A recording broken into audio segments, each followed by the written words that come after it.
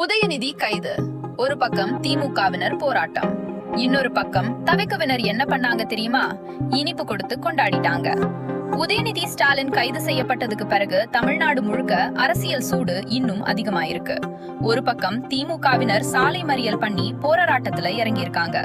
ஆனா இன்னொரு பக்கம் தவிக்க தொண்டர்கள் சில இடங்கள்ல இந்த கைதை வரவேற்று இனிப்பு கொடுத்து கொண்டாடிய வீடியோக்கள் சமூக வலைதளங்கள்ல வைரலாக பரவி வருகிறது.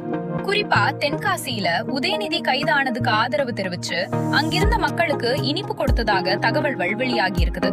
அது மட்டும் இல்லாம திமுகவினரின் போராட்டத்துக்கு எதிரா தவிக்கவினரும் எதிர் போராட்டத்துல ஈடுபட்டதாக சொல்லப்படுகிறது. இந்த சம்பவத்துக்கு பிறகு இரு கட்சி ஆதரவாளர்களும் சமூக வலைதளங்கள்ல மாறி மாறி பதிவுகள் போட்டு விவாதம் செய்து வர்றாங்க. இதனால தமிழ்நாடு அரசியல் களம் இன்னும் பரபரப்பாக மாறி இருக்கு. இந்த சம்பவம் பத்தி நீங்க என்ன நினைக்கிறீங்க? கமெண்ட்ல சொல்லுங்க. இப்படிப்பட்ட லேட்டஸ்ட் அப்டேட்ஸ்க்கு ஃபாலோ பண்ண மறக்காதீங்க.